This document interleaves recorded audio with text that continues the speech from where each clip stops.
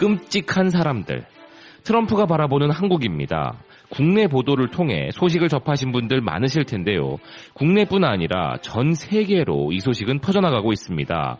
한국인은 끔찍스럽다고 한 이 발언도 함께 말입니다.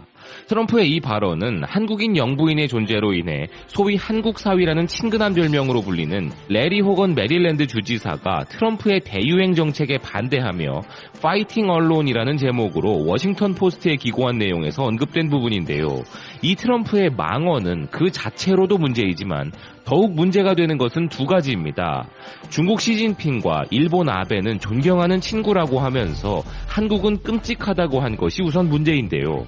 일본과 중국을 칭찬하고 한국을 비난한 이유를 가만히 생각해보면 시진핑과 아베는 자신의 지지자층인 레드넥들의 열렬한 지지를 위한 더 많은 미국산 농산물 수입을 약속한 인물들이란 점이고, 트럼프 기준에서 한국은 농산물도 안 사주고 방위비도 더 안 주는 것이 마음에 들지 않는다는 것입니다.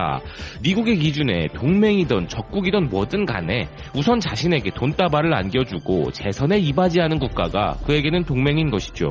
그리고 또 하나, 트럼프가 이 말을 한 상황에는 한국과의 소통을 주선하여 한국의 진단키트를 구해와 많은 미국 시민들을 도운 유미 호건 영부인도 함께 참석해 있었다는 것인데요.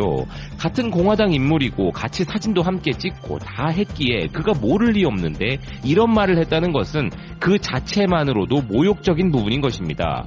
허나 영부인은 이런 모욕에 대해서도 의연한 모습으로 그 자리를 나가고 싶은 마음을 누르고 정중하고 조용하게 자리를 지켰다는 것이 더 가슴 아프게 들리는 순간인 것이죠.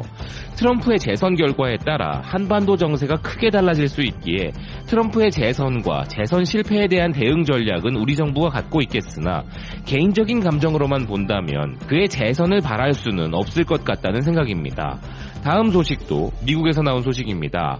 더는 부동산 투기로 돈 벌 수 없을 것이라며 우리 정부의 강력한 부동산 정책이 발표된 현재 한국의 이런 고강도 부동산 정책에 대해 전 세계가 주목하고 있고, 상황에 따라서는 함께할 가능성이 있다는 월스트리트 저널이 전하는 소식입니다.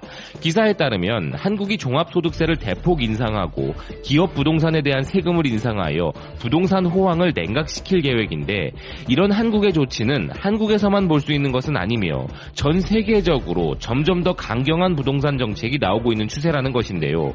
그 예시로 영국, 뉴질랜드, 호주 등의 강력한 규제 및 세금 장벽 등을 꼽고 있으며 캐나다와 스웨덴의 강경한 조치들도 그 예시로 들고 있습니다. 지금 한국의 정책은 다른 나라들보다 훨씬 더 공격적이지만 다른 나라들도 이와 비슷한 단계를 선택할 수 있으며 부동산 소유자들에게 더 많은 세금을 부과하게 될 것이라는데요. 한국이 무역과 기술 분야의 선두주자로 알려져 있지만 이번에는 다른 나라들의 투자자들도 한국의 부동산 시장의 움직임을 주시하는 것이 좋을 것이며, 한국의 새로운 정책이 효과를 발휘한다면 다른 국가들도 이를 뒤따르게 될 것이라 전하고 있습니다.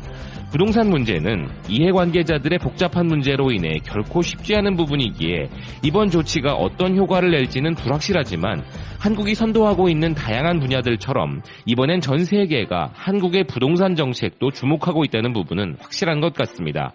다음 소식은 좀 기분 좋아지는 소식으로 분위기 전환해 보겠습니다. 5G에서 한국이 앞서가고 있는 요즘 5G와는 또 다른 차원인 6G에서도 한국이 선도하게 될 것이며 심지어 홀로그램도 가능해지는 세상을 삼성이 이끌 것이라는 보도가 독일에서 나왔습니다. 비즈니스 인사이더 독일판은 한국의 최첨단 기술 그룹 삼성이 6G에 대한 백서를 발표했으며 2028년 이 기술을 도입할 것을 기대하고 있고, 이 기술이 적용되면 고해상도 홀로그램, 몰입형 증강현실 및 디지털 트윈 등을 가능하게 할 것이라 보도했는데요.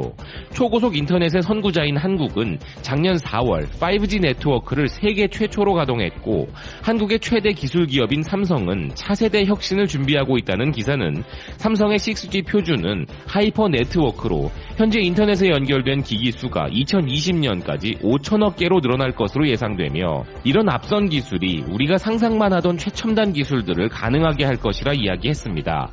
아울러 기사는 6G는 현재 5G보다 약 50배 빠른 속도를 구현할 수 있다고 전하는데요. 최근 정부가 발표한 디지털 뉴딜에 있어 인터넷 속도는 정말 중요한 부분이라 할 수 있으며, 이미 10년 앞을 내다보는 최첨단 기술 개발에 대한 로드맵을 만들고 있는 삼성을 비롯한 한국 기업들의 선전을 기원합니다. 이어서 IT와 관련한 소식을 한 가지 더 소개해드리고자 하는데, 디지털 최강국 한국에 대해 일본이 실제 숫자로 검증당해 충격받고 있는 부분을 마지막으로 전하겠습니다. 최근 구글 클라우드 최고 경영자인 토머스 쿠리안이 한국은 디지털 최강국이라 인증해 주었는데요. 최근 유엔에서 발표된 한국 2위, 일본 14위라는 순위에 충격받고 있다는 열도입니다. 이 순위가 의미하는 바는 다름 아닌 전 세계 전자정부 순위인데요. 일본의 IT 전문지 엑스테크에서 이 내용을 다루고 있습니다. 기사는 전자정부 순위에서 일본은 14위로 밀렸으며 상위 3국은 한국, 덴마크, 에스토니아라고 보도하고 있는데요. 이 순위는 유엔 경제사회위원회의 2020년 7월 10일자 발표이며 193개국을 대상으로 조사한 세계 전자정부 순위라는 기사는 2년 전 일본은 10위였는데 4계단 하락해 14위로 내려앉았다며 침통해하고 있습니다. 아울러 기사는 1위는 덴마크, 2위가 한국이며 한국은 지난 2년 전보다 1계단 더 상승했고 심지어 지난 10년 동안 단 한 번도 탑3에서 벗어난 적이 없다며 놀라워하고 있는데요. 지자체별 순위에서도 19위였던 도쿄가 24위로 떨어졌으며 아시아에서는 서울이 가장 높고 중국의 상하이 등이 뒤따르고 있다 전하고 있습니다.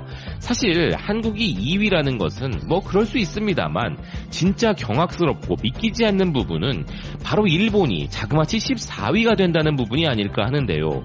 4월부터 주겠다는 재난지원금을 아직도 못 받은 일본인들이 더 많다는 것이 저 나라 정부 수준인데 어째서 14위라는 높은 순위권에 올라 있는 것인지, 일본 우익들이 분리할 때마다 언제나 하는 그 말, 이것은 날조다 라는 반응이 절로 나오는 부분이 아닐 수 없겠습니다.